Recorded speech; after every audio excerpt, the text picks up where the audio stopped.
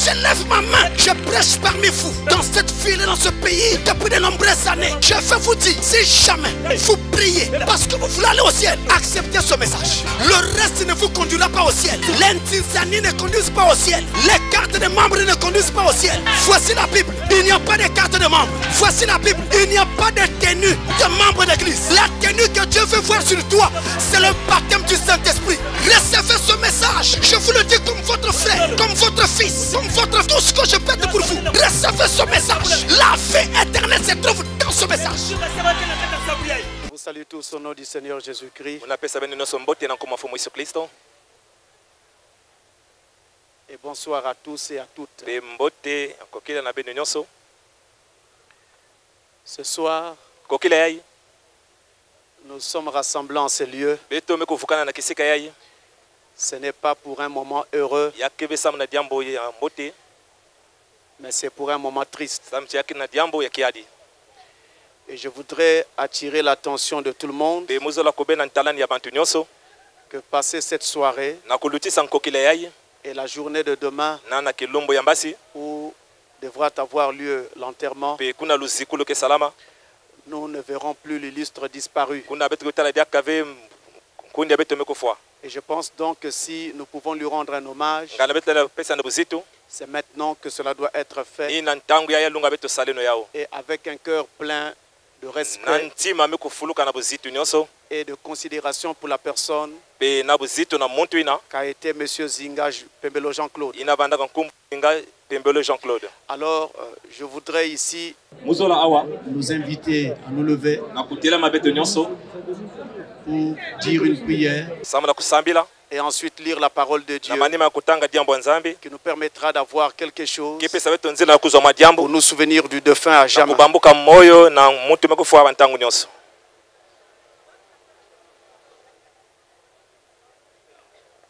Prions. Dieu, notre Père Céleste, nous sommes rassemblés ici pour ce moment triste, un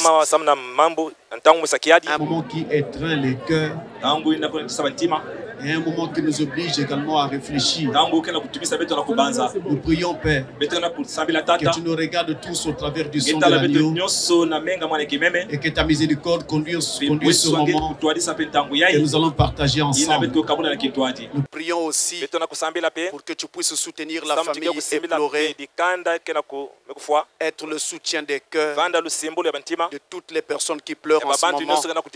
L'illustre disparu, j'ai nommé Papa Jean-Claude Zinga Pembelo.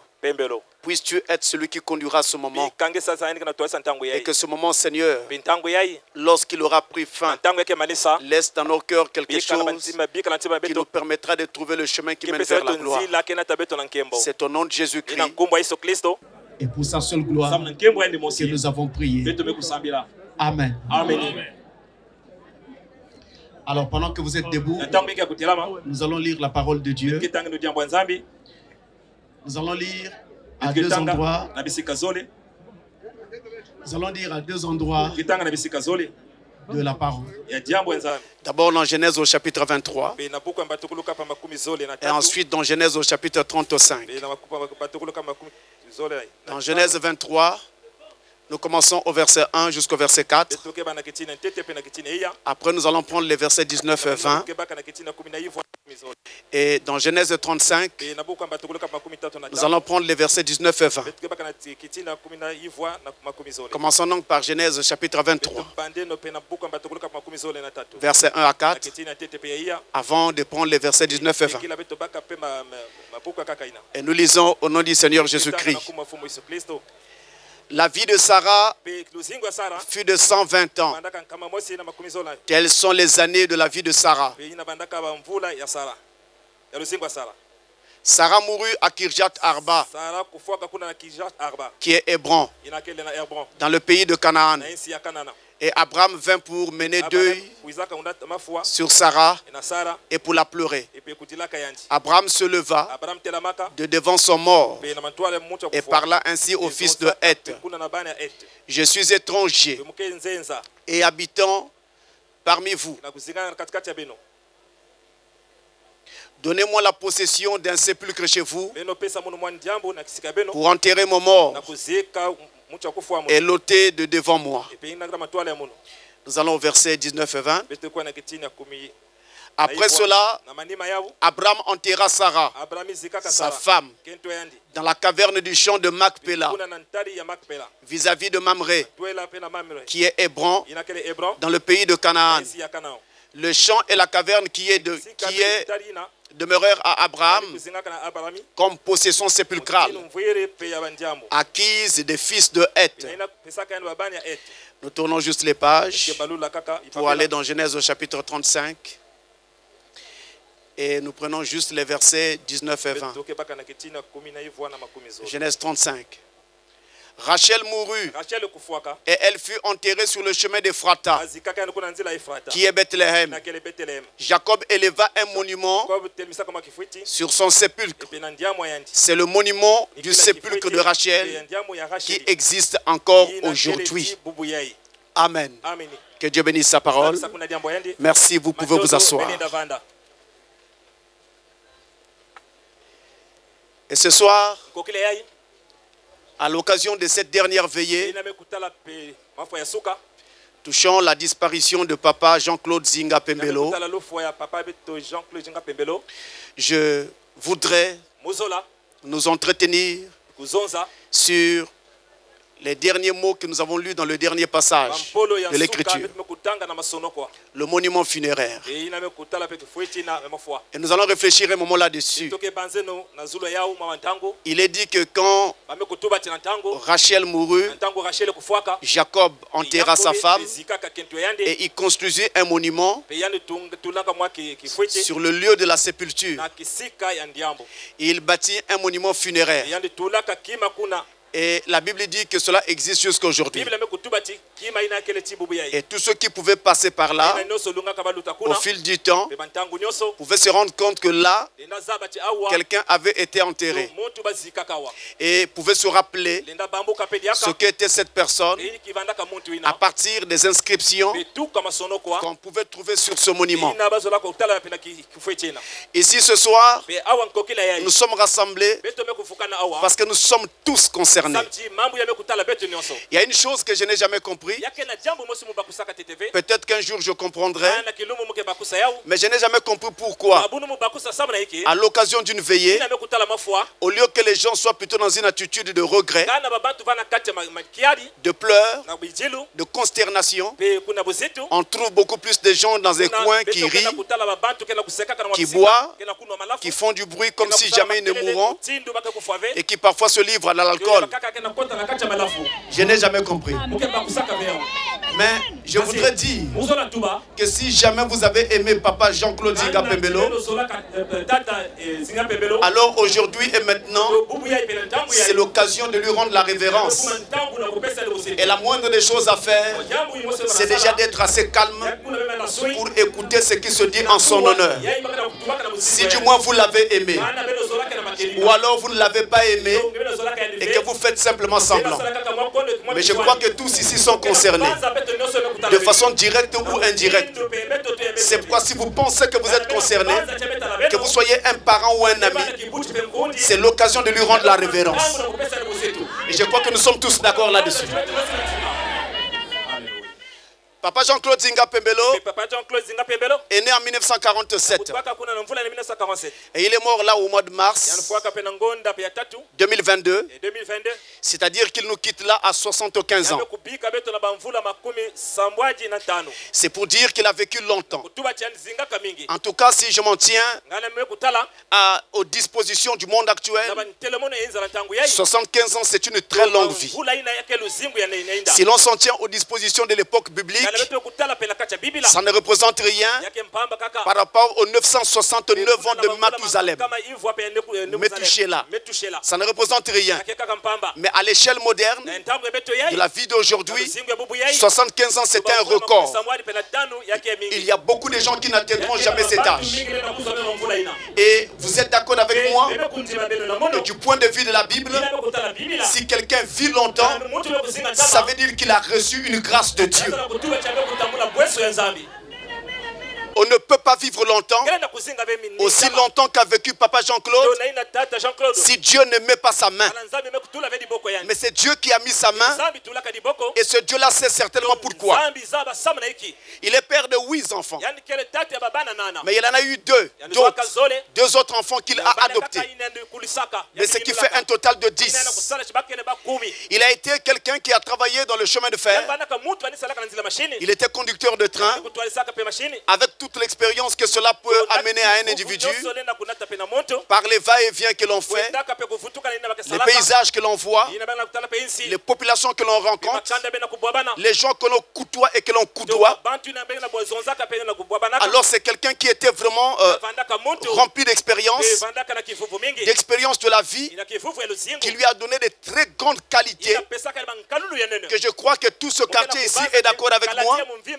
C'était quelqu'un qui était très gentil. Je ne le dis pas parce qu'il est mort. Je prends ce quartier à témoin, qui était très gentil, qui avait un cœur très ouvert. C'était l'une des rares personnes qui pouvait aller de porte en porte, visiter ses voisins quand il apprenait que les voisins étaient malades. Ce qui est très rare de notre époque, mais il le faisait. C'était son cœur qui lui dictait cela. Et c'était un grand rassembleur. Il n'acceptait pas qu'il y ait des divisions dans les familles, dans la famille en particulier. Et dans sa propre famille, il a souvent été en déplacement, toujours ici et là, pour essayer donc de jouer les médiateurs et mettre les gens d'accord, rassembler tout le monde. Il était très très ouvert. Je crois que dans ce quartier, la plupart des jeunes gens qui ont grandi ici ont été dans sa maison. Il y en a même qui y dormaient. Il y en a même qui ont vécu dans sa maison pendant des jours et des semaines sans qu'il n'y ait rien du tout. Très ouvert. Comme cela est très rarement trouvable aujourd'hui. Vraiment très ouvert. Mais du côté éducationnel de ses enfants, il était très strict. Mais c'était à cause de l'éducation qu'il donnait à ses enfants. Et c'est pour cela que certains le qualifiaient de chien méchant. Mais c'était juste le cadre éducationnel. Dans tous les autres cadres de la vie, les jeunes gens de ce quartier sont témoins. Les familles de ce quartier sont témoins. J'ai pris le temps, je me suis même renseigné. Et je me suis rendu compte que le quartier est d'accord avec moi, que cet homme a vraiment été ce que je viens de dire. Mais quand de tels hommes disparaissent, on ne sait pas trop s'ils vont être très vite remplacés. Donc après l'enterrement qui aura lieu demain, un monument funéraire sera érigé en son honneur pour que nous puissions nous rappeler la mémoire de Papa Zinga Pembelo. Et dans le texte biblique que je venais de lire, nous avons trouvé l'histoire de Jacob, qui lorsque sa femme Rachel était morte, a enterré sa femme, mais ensuite il a bâti un monument funéraire sur la sépulture de sa femme. Il a bâti un monument funéraire.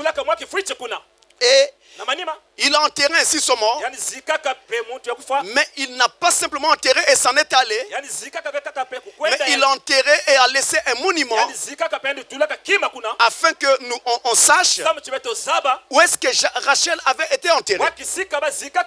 Et naturellement pour qu'on se rappelle ce que Rachel était. Et Abraham, qui était l'un des ancêtres et des Hébreux, et bien lui également, et lui en premier devrais-je dire, lorsque Sarah, sa femme, est morte, eh bien, il a pleuré. Comme quoi, si on perd un parent et que l'on pleure, cela ne veut pas dire qu'on n'a pas le Saint-Esprit. Comme parfois certains chrétiens pensent. C'est normal. C'est la douleur qui fait pleurer. Et c'est la séparation qui fait pleurer. Là encore, vous ne sentez rien. Mais attendez demain. Au moment de l'enterrement, ça sera terrible. il sera difficile de retenir ses larmes. Parce que c'est le moment de la séparation. Et c'est vraiment douloureux. Et je puis vous dire qu'il n'y a rien qui puisse arriver à l'être humain qui soit aussi douloureux que la mort. Il n'y a pas de mots pour expliquer cela. Vous pouvez souhaiter des condoléances à quelqu'un. C'est très bien. Mais ça reste des mots. Mais dans le cœur, la douleur est prégnante. La douleur est terrible. C'est comme un poids qu'on met sur votre cœur. Une pierre pesante. Et vous pouvez même en mourir. C'est vraiment terrible. Et Abraham, qui est d'ailleurs le père de la foi, en a fait l'expérience. Et il a pleuré. Il a pleuré quand Rachel est morte. Ensuite, il est allé acheter une possession sépulcrale. Abraham est allé très loin. Il a acheté un terrain. Et dans ce champ, il y avait une caverne qu'on appelait la caverne de Macpéla. Et c'est là qu'il va enterrer Sarah, sa femme. On a voulu lui donner ce champ gratuitement. Abraham a refusé de prendre ce champ gratuitement. Il voulait acheter le terrain sur lequel il allait enterrer Sarah, sa femme. Mais il y a une chose qu'Abraham n'avait pas dit aux gens. Parce que si vous lisez l'écriture à cet endroit-là, je n'ai pris que quelques versets. Mais si vous prenez tout le chapitre, vous allez vous rendre compte qu'Abraham a insisté pour acheter ce terrain. On le lui a donné gratuitement. Il ne voulait pas. Il voulait la voir comme possession. Il y avait quelque chose qu'Abraham avait vu, mais qu'il n'avait pas expliqué aux autres. Comme quoi les serviteurs de Dieu ne disent pas toujours tout aux gens. Il avait vu quelque chose. Dieu lui avait révélé quelque chose qui s'était passé avant lui sur ce terrain-là. C'est pourquoi il voulait que ce soit seulement ce terrain et pas un autre terrain. Seulement la caverne de Macpéla. Il voulait seulement cette caverne par rapport à ce que Dieu lui révéla, mais qu'il n'avait jamais expliqué. Et d'ailleurs, quand vous lisez la Bible, vous verrez l'insistance d'Abraham. Mais Abraham ne dit pas ce qu'il avait vu. Il fallait attendre le temps de la fin, que vienne le prophète du dernier jour, qu'il entre dans la vision d'Abraham pour qu'il nous dise ce qu'Abraham avait vu. Alléluia. Et donc Abraham acheta ce terrain, la caverne de Macpéla, et enterra Sarah là. Et il prit ce terrain pour être une concession, une propriété sépulcrale pour sa famille. C'est-à-dire que désormais, toute la famille d'Abraham devait être enterrée sur ce terrain-là. À cet endroit-là, dans la caverne de Macpéla. Mais qui avait-il à Macpéla? Pour qu'Abraham y mette autant d'importance. Avait-il oublié que Dieu avait dit: homme, tu es poussière et tu répartiras la poussière. Et la terre est toute la même. Elle est partout la même. Donc on peut t'enterrer n'importe où. Tu répartiras toujours à la poussière. Mais Abraham visiblement a fait autre chose en vue. Alors lui aussi, il prit cette caverne comme un tombeau. C'est là qu'on enterrait les gens de la famille d'Abraham. Et ça nous rappelle quelque chose qui s'est fait plus tard dans l'histoire. Lorsque dans l'histoire de l'église chrétienne, les chrétiens enterraient leurs morts dans des grottes. C'est ce qu'on appelait les catacombes. Est-ce qu'ils ont tiré cela de là? Je ne sais pas le dire. Mais je constate simplement que c'est ce qui s'est passé dans l'histoire. Donc Abraham achetait la possession qui là où se trouvait la caverne de Macpéla. Elle l'établit comme possession sépulcrale pour sa famille. Et Jacob, un descendant d'Abraham de deuxième génération, lui aussi enterra son mort. Mais lui également établit un monument funéraire, nous comprenons que les monuments funéraires, en tout cas tout ce qui est soin à donner aux morts, c'était connu des premiers Hébreux et c'était pratiqué par les premiers Hébreux. Abraham ici en fait foi et Jacob également en fait foi. Un monument, mes amis, eh bien, c'est un ouvrage d'architecture et de sculpture fait pour transmettre à la postérité la mémoire de quelques personnes illustres ou de quelques événements importants. Ainsi, le monument a pour but de faire revivre au présent un passé englouti dans le temps. Pour reprendre les mots de François Choyer, dans son livre L'allégorie du patrimoine, paru à l'édition Seuil du Seuil en 1992. Seulement, les coutumes funéraires, eh bien, font notoirement partie des aspects les plus stables de la plupart des cultures. Dans la plupart des cultures que nous avons sur la terre, on a des habitudes funéraires. On a des coutumes funéraires. À quelques différences près, mais on a à peu près les mêmes objets, les mêmes buts poursuivis. En fait, les coutumes funéraires qui entourent le soin aux morts sont vécues par ceux qui les pratiquent, tout simplement comme le lot commun de l'humanité.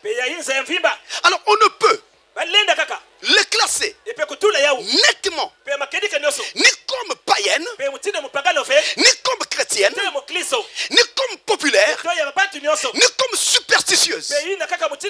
Chaque population, chaque culture, chaque coutume, je veux dire chaque ethnie a sa façon de faire au moment où le mort doit être enterré.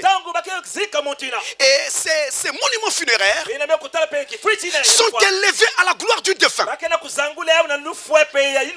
Alors quand les gens s'en approchent, ils peuvent voir au travers du monument dressé sur la sépulture d'un mort, et bien qu'est-ce que cette personne représentait pour sa famille ou pour la communauté par rapport au monument qui a été établi au lieu de sa sépulture.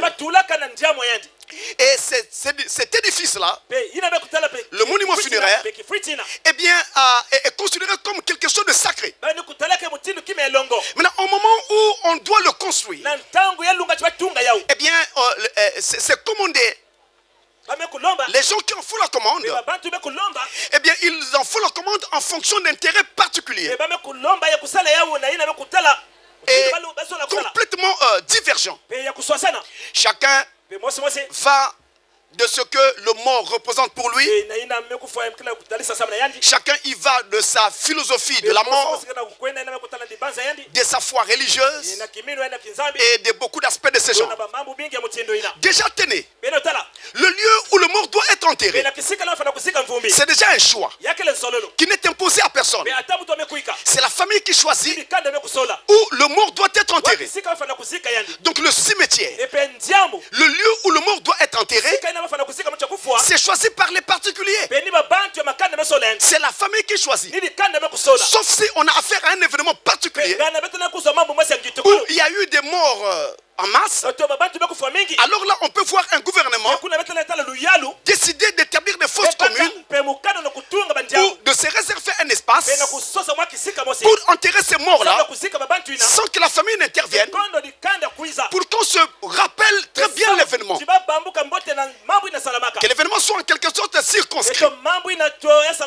Mais tenez mes amis, les marbriers et les professionnels des activités funéraires, ils ne mélangent pas les choses. Eux, ils font une distinction entre le tombeau, la tombe, la dalle funéraire, etc. Ils ne mélangent pas les choses.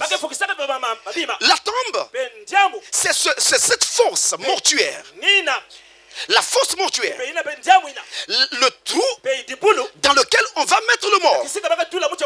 Et dans certains endroits, dans certains milieux, on creuse juste une fosse, on enseveli le mort, avec ou sans cercueil, on enterre, on remet la terre. Maintenant, sur d'autres cieux, dans d'autres milieux, après avoir fait la fosse, donc la tombe, eh bien on construit une petite cave dans ce trou. Alors cette petite cave va s'appeler un caveau. Mais c'est ça la tombe justement. Mais là on appelle caveau parce qu'on a construit à l'intérieur. Donc le professionnel des activités funéraires, pour lui tous ces éléments-là comptent. Ces détails sont importants. Lorsque l'on parle de la pierre tombale, je sais qu'il y a une acception populaire là-dessus. Chacun y va de sa description. Mais je vous parle de ce que disent les professionnels des activités funéraires. La pierre tombale, c'est le couvercle. La dalle qui va recouvrir le caveau, affleurant le sol naturel.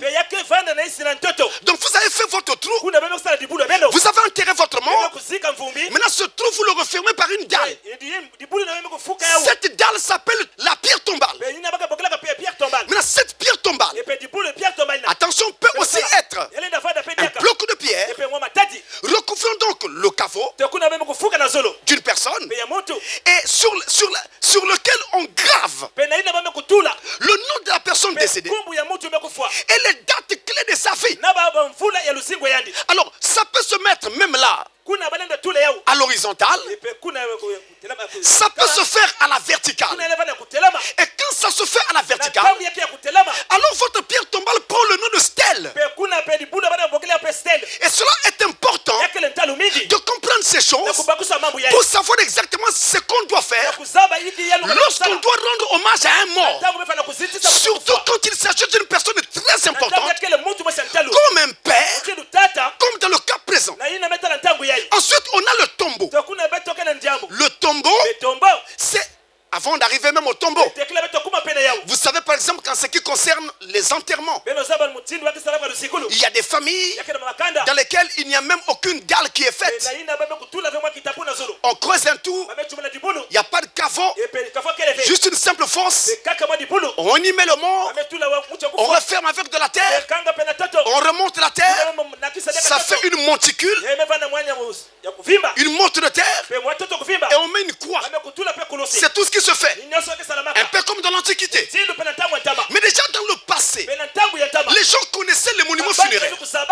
Mais même cette pratique qui consiste à le faire uniquement avec de la terre, c'est toujours un monument funéraire. On va dire très sobre, selon les moyens de la famille. Très sobre, mais c'est un monument funéraire. Même si c'est fait de terre. Et cela doit être respecté. Ensuite, il y a le tombeau. C'est le monument qu'on élève au-dessus de la pierre tombale. On élève donc un monument. Et on peut y mettre des sculptures, on peut y mettre des fleurs, on peut mettre des inscriptions, etc. Ça, c'est le tombeau. Et il y a aussi le cénotaphe. Le cénotaphe, c'est le tombeau vide. Il n'y a pas de mort. Quelqu'un est réellement mort, mais on n'a pas son corps. Maintenant, on va faire une tombe, un tombeau qu'on laissera vide, mais qui va être érigé en l'honneur du mort. En mémoire et en l'honneur du mort. Ça s'appelle un cénotaphe. Ce cénotaphe, ce tombeau vide, est aussi un monument funéraire. Ensuite, nous avons le mausolée, qui est un grand et riche monument funéraire. Et vous arrivez à Brazzaville, vous avez certainement déjà tous vu le mausolée de Pierre Savonian de Brazza. C'est un tombeau où, entre guillemets, reposeraient les restes de Pierre Savonian de Brazza. Je ne peux pas affirmer que ces restes sont là. Pardonnez-moi, je n'étais pas là le jour de l'enterrement.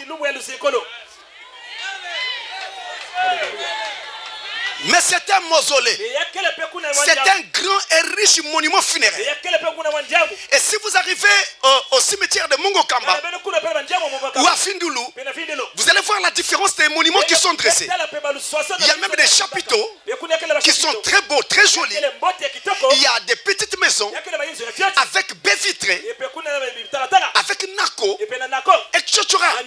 Chacun y va un peu de son imagination, de sa culture et de sa foi, et surtout de ce que le monde représentait pour lui. Maintenant, vous voyez que ce monument funéraire, peu importe la forme qu'il peut avoir, eh bien, il propose une représentation de la mort. Il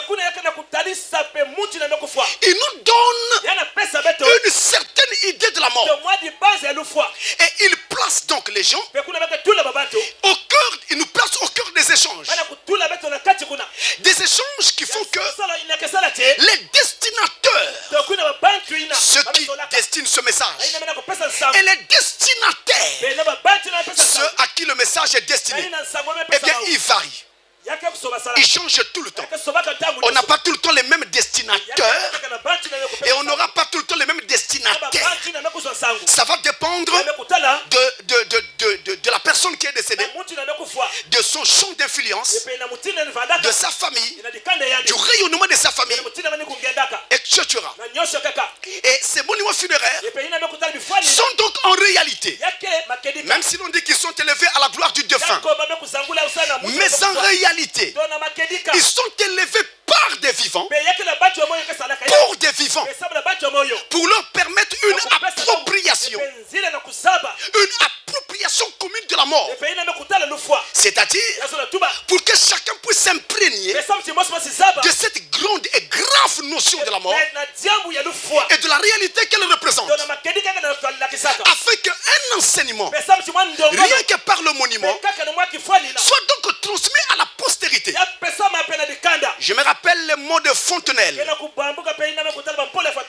qui disait: il faut que le mort soit sacrifié à l'instruction publique. Oui, il faut donc que le monument funéraire serve à l'enseignement, qu'il transmette un message, qu'il enseigne ceux qui restent encore en vie d'une réalité. Un jour, je suis allé à un enterrement, là à Mongokamba, pendant que nous parcourions les allées entre les tombeaux.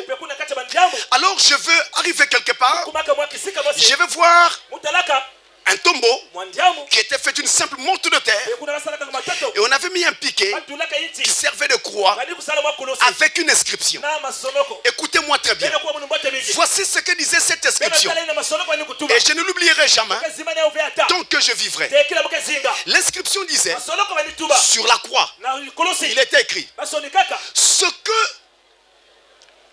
l'inscription disait, ce que nous étions hier, c'est ce que vous êtes aujourd'hui. Alléluia. Ce que nous sommes devenus aujourd'hui, c'est ce que vous serez demain. Mes frères, j'ai fait une expérience. Vous voyez, nous sommes tous rassemblés à l'occasion d'un enterrement. Mais je vous dis sincèrement, parole d'un serviteur de Dieu. Et si, même parmi ceux qui font du bruit, manquant du respect pour le mort, il y a déjà des gens dont la date de la mort est établie. Après cet enterrement, ça sera leur enterrement. Alléluia. J'ai été à l'enterrement de ma mère. Je sais ce que c'est que de perdre un être cher.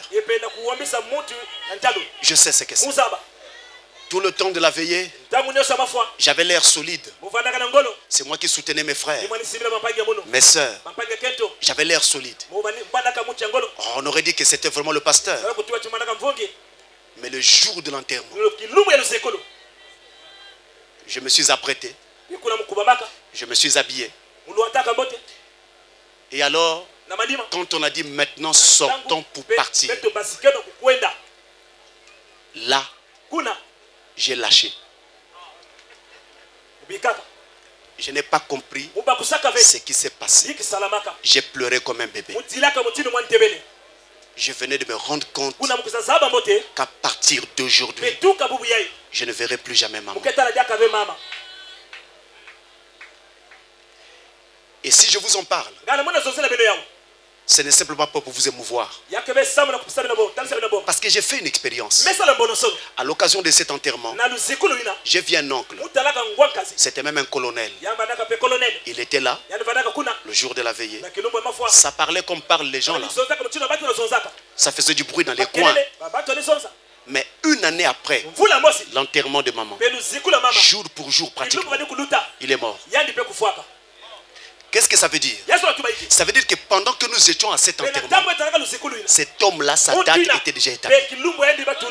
Personne ne quitte la terre si Dieu ne l'a pas permis. Personne ne quitte la terre. Et Abraham, dans le texte que nous avons lu, et en fait nous amène à comprendre cette réalité. Quand il vient pour acheter la concession, la possession sépulcrale, où il devait enterrer sa famille, Abraham commence par dire aux propriétaires, qui étaient les fils de Heth, il leur dit, je suis un étranger. Je me demande si lui-même Abraham savait ce qu'il était en train de dire. Ensuite il ajoute, résident parmi vous. J'ai regardé une autre traduction biblique. Elle dit, résident temporaire parmi vous. Donc, il commence par dire, je suis un étranger. Ensuite, je suis un résident temporaire parmi vous. Amen. Nous sommes des étrangers sur cette terre. Cette terre n'est pas notre patrie. Nous sommes venus ici pour une sorte de pèlerinage, une sorte de recherche. Nous recherchons une perle. Et ceux qui réussissent le voyage de la terre, c'est ceux qui quittent la terre en ayant trouvé cette perle de grand prix, le salut éternel. Ainsi, pendant que nous sommes sur la terre, chacun est ici comme un étranger. Quand le temps du séjour est arrivé à sa fin, que vous le vouliez ou pas, vous devez quitter la terre. Même si vous dites sur votre lit de mort, Dieu, je n'ai pas encore fini tout ce que j'avais comme travail, la providence ne répondra plus. Le temps qui vous était alloué est terminé. Vous devez partir. Quand on est un résident, c'est cela.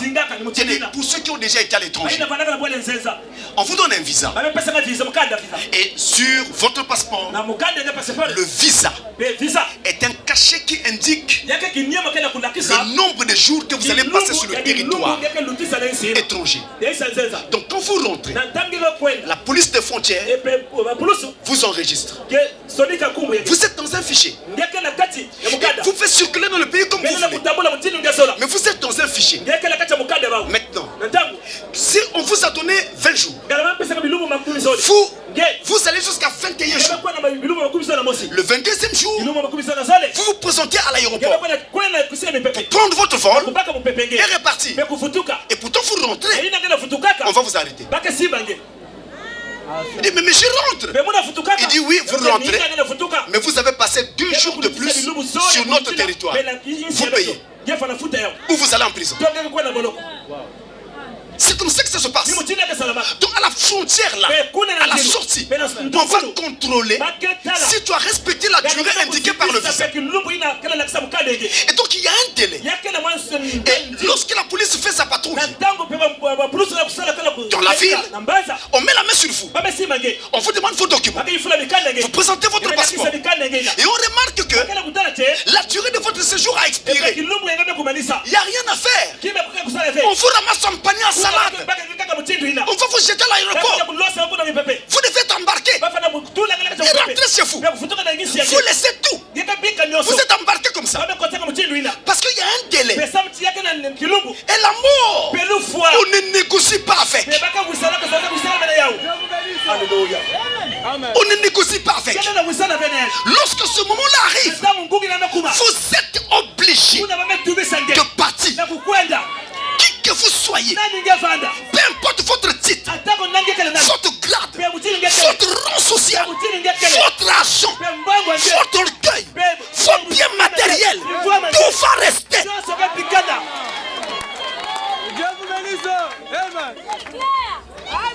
J'ai connu une petite histoire d'un homme qui était cousu d'argent. Il a fait une voiture dans tout Pointe-Noire que personne n'avait. Il était le seul à avoir cette brand, cette marque.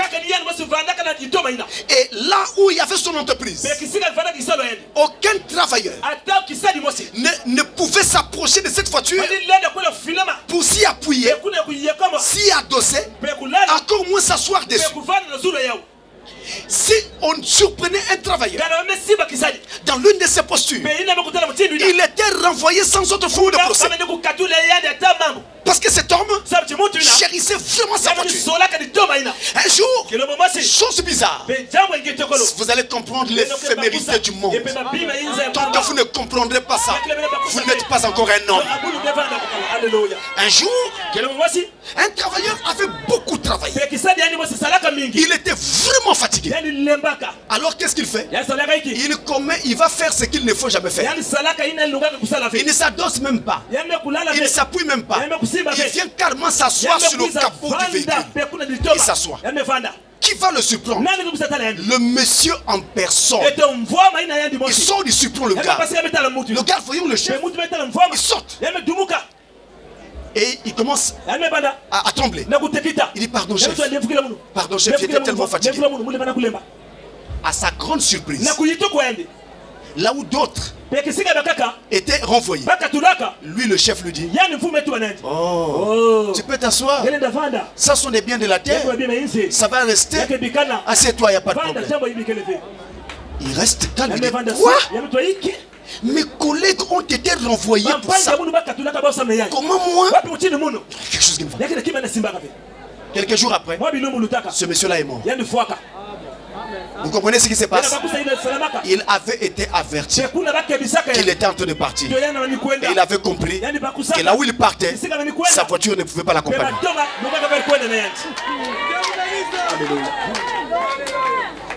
Abraham dit: nous sommes étrangers, résidents temporaires. Je vois des jeunes filles dans la fleur de l'âge, très belles, dont du nom ça et là. Je vois des jeunes gens qui se disent qu'ils ont encore la force. Ils se disent qu'ils ont encore beaucoup d'années à vivre. Qu'est-ce que vous en savez? Qu'est-ce que vous en savez? Nous avons un délai qui nous a été donné, où nous devons vivre sur la terre. Et quand ce délai a expiré, il n'y a rien d'autre à faire. Même sans maladie, vous tombez, vous mourrez. Maintenant, je vais vous donner un petit choc. Vous savez, en fait, Dieu a tout établi dans l'homme. Dans l'être humain, Dieu a placé 4 rayons d'énergie. Et ce sont ces rayons d'énergie qui nous font vivre. Et c'est aussi à cause de cette énergie que quand nous allons à l'hôpital, on peut nous faire un examen au rayon X. Parce que notre corps en est préparé. Maintenant, au fur et à mesure que nous avançons dans l'âge, dans les conditions tout à fait normales, eh bien, un rayon doit s'éteindre chaque fois. Donc, autour de 25 ans, un rayon s'éteint. Vous avancez encore, un autre rayon s'éteint. Jusqu'à ce qu'il ne vous en restera qu'un seul. Et vous continuez à vivre. Et quand ce dernier rayon s'éteindra, vous partez. Maintenant, il arrive que certaines personnes, par leur façon de vivre, accélérée, brutale, vraiment incrédule à Dieu, méchante, et bien brûle ces 4 rayons à une vitesse grand V. Et les voilà qui meurent dans la fleur de l'âge. C'est l'une des raisons pour lesquelles il n'y a pas d'âge pour mourir. Une bougie, une fois qu'elle est allumée, elle peut s'éteindre à n'importe quel moment. On n'est pas obligé d'attendre que toute la cire fonde. Avant que la cire ne fonde, même un vent peut éteindre cette bougie. Le vent de la maladie peut éteindre n'importe quel vent. Je vous en prie. Nous sommes étrangers. Alléluia. Et résidons temporaires sur la terre. Abraham l'avait compris. Maintenant il est allé. Non pas seulement chercher à avoir un monument funéraire. Abraham est allé plus loin. Plus loin que Jacob. Il est allé acheter des possessions sépulcrales. Et où? Dans là où il y avait la caverne de Macpéla. Il n'a pas désigné un autre terrain. C'est lui qui a choisi le terrain. C'est lui qui a présenté le terrain au vendeur, au propriétaire. On le lui a donné gratuitement. Il dit non, je ne fais rien de ce qui est gratuit. Je fais ce que j'ai mérité. Il savait que s'il ne l'achète pas, ce terrain ne sera pas à lui. Et quand les années passeront, ils s'élèveront des gens qui n'avaient pas connu l'amitié qu'Abraham avait avec les fils de Heth. Alors il n'allait plus reconnaître cet endroit-là comme possession sépulcrale pour la famille d'Abraham. Et ça les fait échouer la prophétie. C'est pourquoi Abraham devait acheter. Il devait payer en cycle d'argent la possession de Macpéla. Mais il y avait une autre raison. Une raison plus profonde encore. C'est qu'Abraham était prophète. Dans sa vision, il avait vu Job qui avait vécu avant lui être enterré à Macpéla. Alléluia. Oh, Job dit, même si les fers détruisent mon corps, même si je meurs, mais dans ma chair, je ferai le Seigneur. C'est-à-dire que Job avait compris qu'un jour le Rédempteur se tiendrait sur la terre. Et que c'est là à Macpéla qu'il se tiendra. Alors il a voulu être enterré là. Abraham est rentré dans cette vision. C'est pourquoi il voulait à tout prix avoir Macpéla. La caverne de Macpéla. Job est enterré là.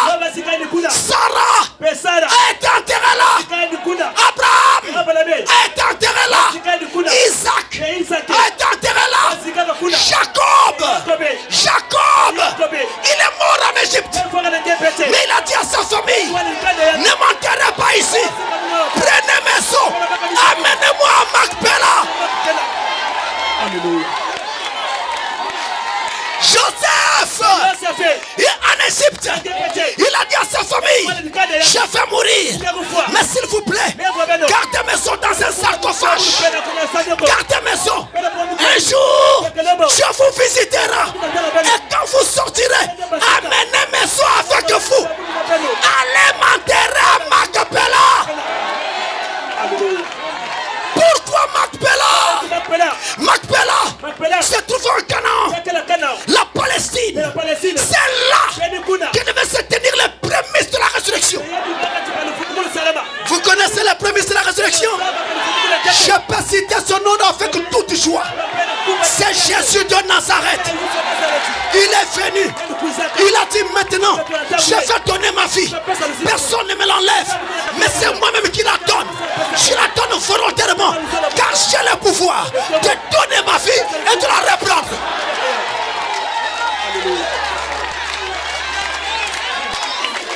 Car moi Jésus, je suis la résurrection et la vie. Quiconque croit en moi, même s'il meurt, mais il vivra.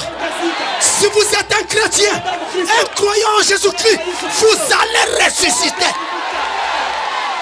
Je peux entendre encore un amen.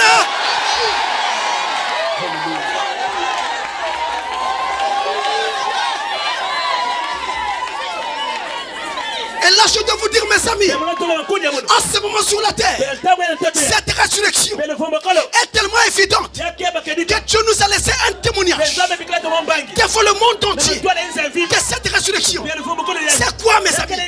C'est le cénotaphe de Jérusalem.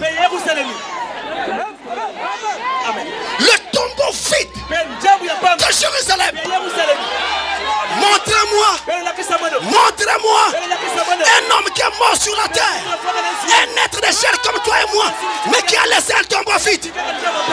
Tous vos prophètes ont eu des tombeaux, mais il n'y a qu'un seul qui a laissé un tombeau vide. C'est Jésus de Nazareth. Et ce tombeau vide, c'est notre taf de Jérusalem et le témoignage de ma résurrection.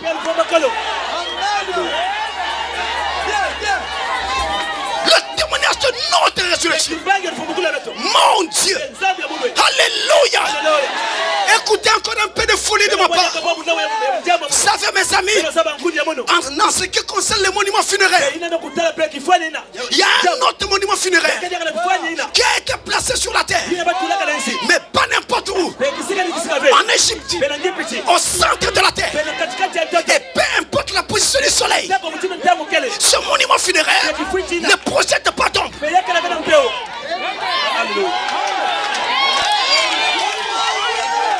Il ne projette pas d'ombre. C'est la pyramide d'Enoch que les historiens et les scientifiques appellent la pyramide de Khéops.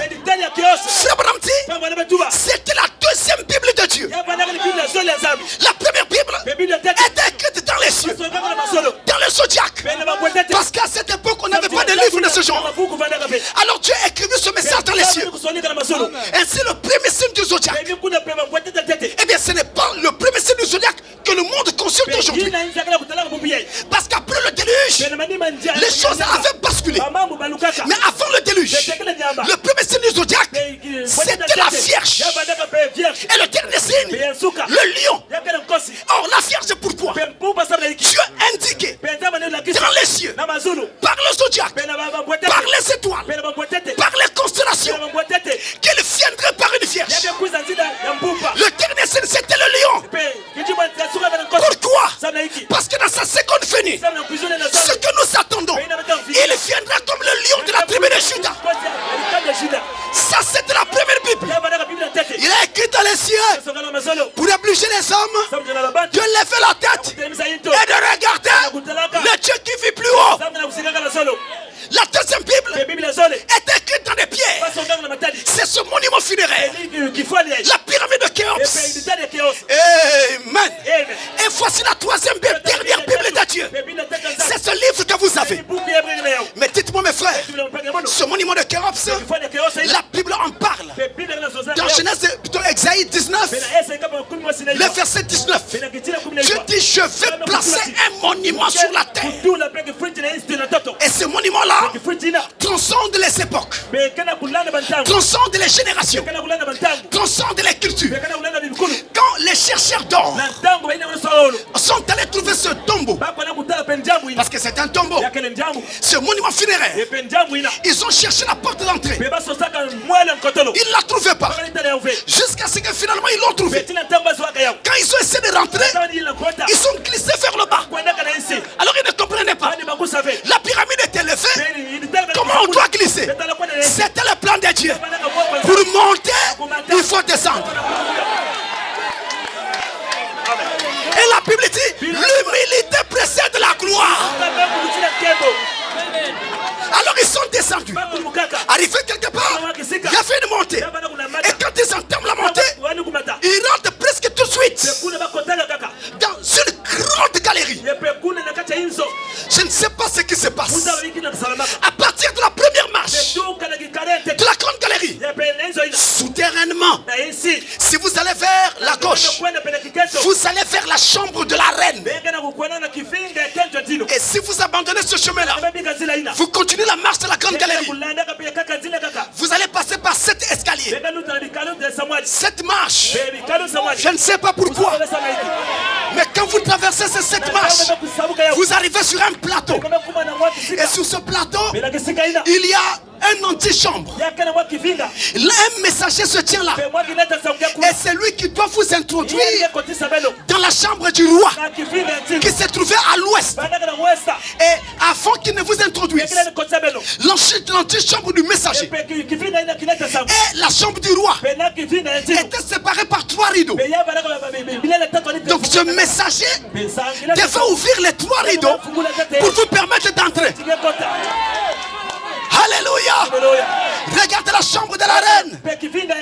Ensuite, plus haut, à l'ouest, la chambre du roi. La chambre du roi. La chambre de la reine. C'est un type de la première venue de Christ. Maintenant, quand vous passez par la grande galerie, avec ces 7 marches, c'est un type de 7 âges de l'église. Cette période par laquelle devait passer l'église de Christ. Mais à la fin, on arrive sur un plateau où c'était un messager. Malachie 4.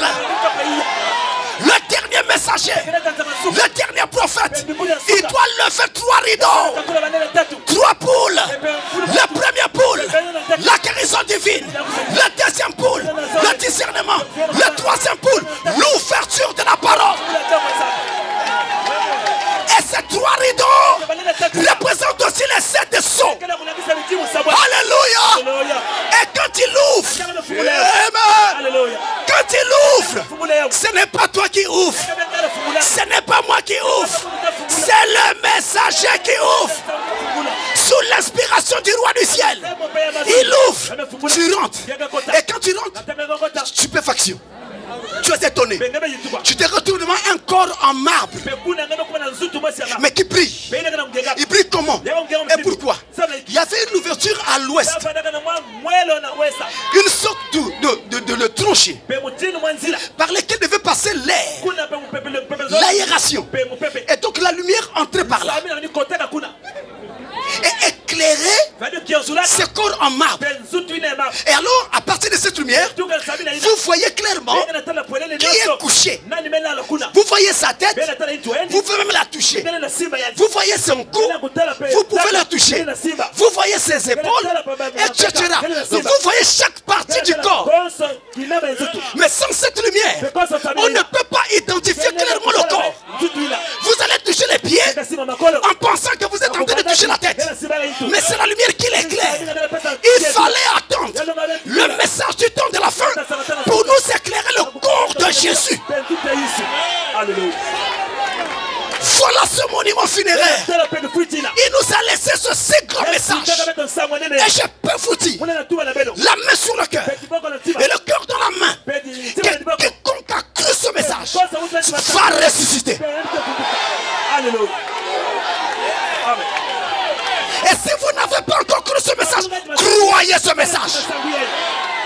Et je lève ma main. Je prêche parmi vous. Dans cette ville, dans ce pays, depuis de nombreuses années. Je veux vous dire, si jamais vous priez parce que vous voulez aller au ciel, acceptez ce message. Le reste ne vous conduira pas au ciel. L'intisanie ne conduit pas au ciel. Les cartes de membres ne conduisent pas au ciel. Voici la Bible. Il n'y a pas de carte de membres. Voici la Bible. Il n'y a pas de tenue de membre d'église. La tenue que Dieu veut voir sur toi, c'est le baptême du Saint-Esprit.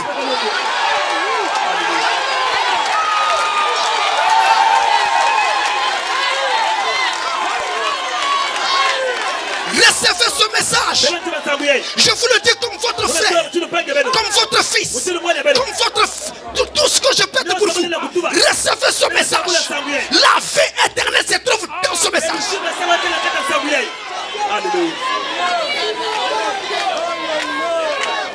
Papa Jean-Claude qui nous quitte aujourd'hui laisse derrière lui un grand témoignage. Tout le monde dans ce quartier est d'accord avec moi. C'était un cœur grand, généreux. Qu'est-ce que Dieu fera de lui? Je ne sais pas.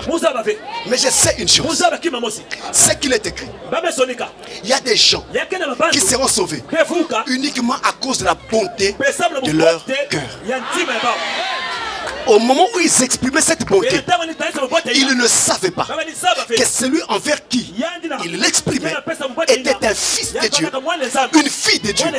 Or Jésus avait dit, si quelqu'un donne même un petit verre d'eau froide à l'un de ses plus petits qui croit en moi, c'est à moi qu'il l'a fait. Il n'y a que Dieu qui sait.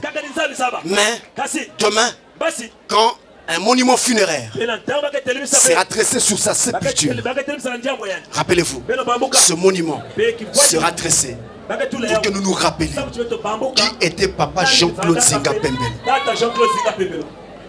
Pour que nous nous rappelions que ce qu'il est devenu aujourd'hui, c'est ce que nous serons demain. Pour que nous aussi, nous puissions nous approprier la mort. En fait, sachez qu'à côté de la vie, il y a aussi la réalité de la mort. En tant que pasteur chrétien, sous un mandat divin, je vous dis, il y a à côté de cette réalité appelée la mort, une autre réalité, la résurrection. Que le Seigneur vous bénisse et qu'il soutienne la famille dans ce moment difficile.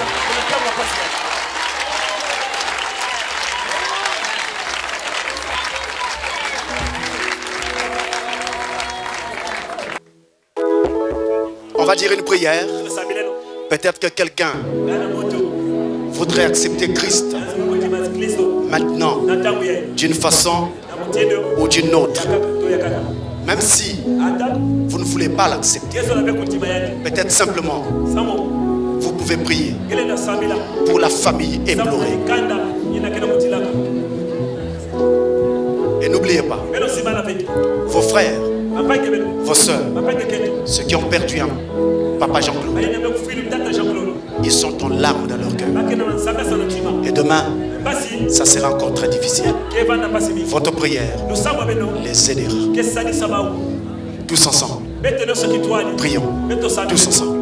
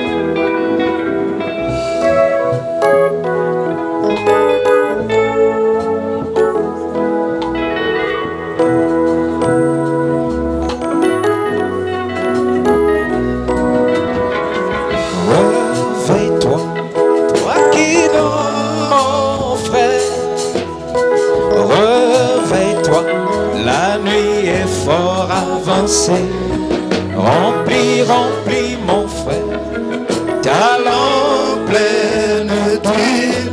Repends-toi mon frère, Jésus-Christ, le mensonge tue. Repends-toi mon frère, le mensonge tue. Repends-toi mon frère, le mensonge tue. Oh oui, l'orgueil, repends-toi mon frère. L'orgueil tue, repends-toi ma soeur. L'orgueil tue. Oh, soki otezambe, aina kopengwa. Mosusu azali te, akayo. Yesu yozali, eyanwa mituna nanga. Atangwa basi. Yesu yosala elonga. Soki otezambe Elia aina kopengwa. Mosusu lokola yo akouta wapi ye. Yesu yozali eyanwa mituna na biso. Atangwa basi. Tobeleli Nzambe telema osala yaya.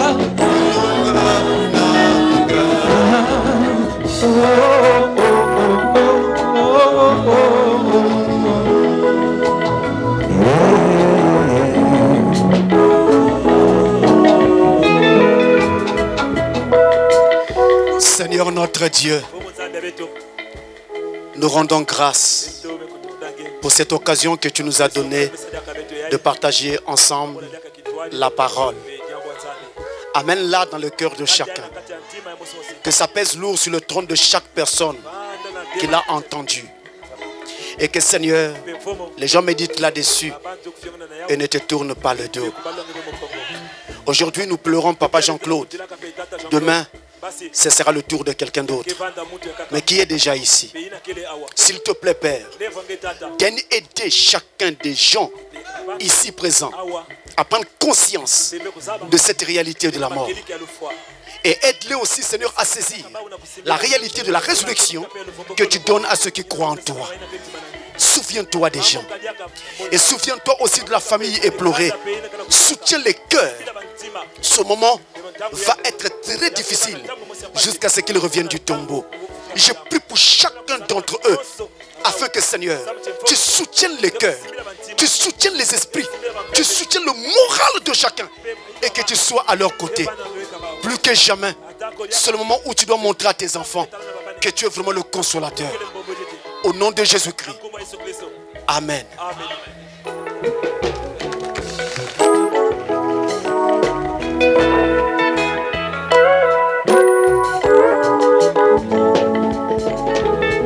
Alléluia, alléluia. Que le Seigneur vous bénisse tous. Que le Seigneur vous bénisse. Est-ce que vous avez aimé la parole? Gloire à Jésus.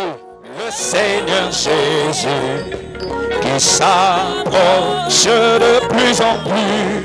Je désire le voir enfin. Oh oui, celui qui est. Oh, allons chez nous, oui, allons. Allons chez nous, oui, allons. Allons chez nous, il y a la paix. Oh, allons chez nous, c'est la joie. Oh, allons à l'éternité. Oui, allons à l'éternité. Oh, ici il n'y a que des pleurs. Ici il n'y a que la souffrance. Oh, ici il n'y a que le péché. Oui, allons chez nous, c'est la paix. Oh, et moi je crois de tout mon cœur. Allez, semble avec Jésus, oh, vivre avec lui, vivre avec lui à l'éternité, oh, sur son. Oui, allons chez nous, oui, allons. Oh, allons chez nous, il y a la paix. Allons chez nous, il y a la vie. Oh, ici, il n'y a que des pleurs. Ici, il n'y a que des AVC. Allons à l'éternité.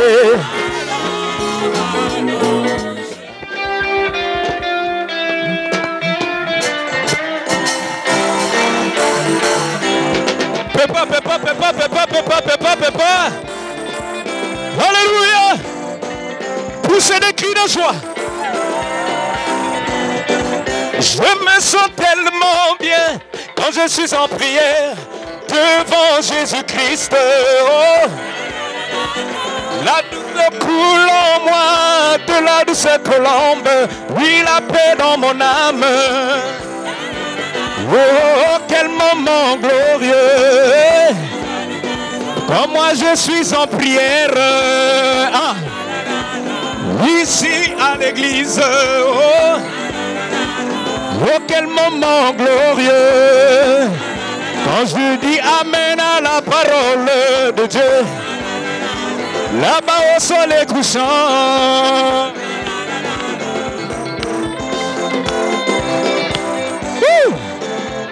Alléluia. Je me sens tellement bien quand je suis en prière devant Dieu le Père. Oh, l'offrande de mes lèvres glorifie Jésus-Christ du fond de mon âme. Ah, quel moment glorieux quand je suis en prière au milieu de mes frères. Oh, oui, quel moment glorieux quand je crie Alléluia. Oh, là-bas à l'église. Vous pouvez tout m'arracher, laissez-moi la prière, le lieu de mon refuge. Oh. Vous pouvez tout m'arracher, laissez-moi le message de Malachie 4. Et quel moment glorieux quand je chantais Alléluia là-bas à l'église. Poussez des cris de joie. Alléluia. Prépare. Mololo Mogo est bien, Mololo Mogo est bien.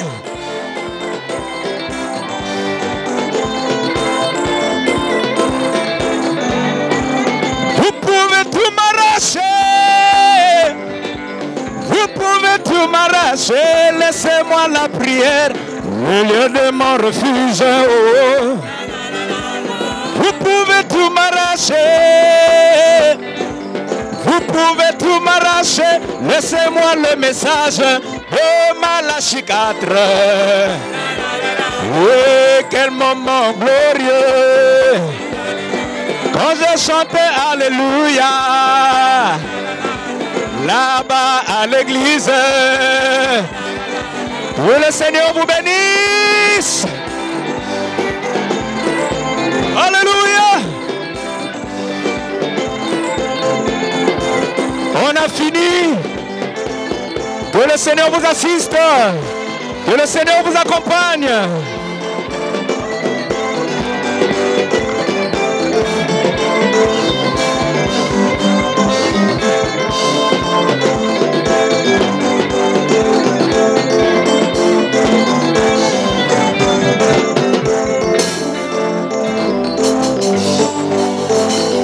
Que le Seigneur vous bénisse. Non, on a fini.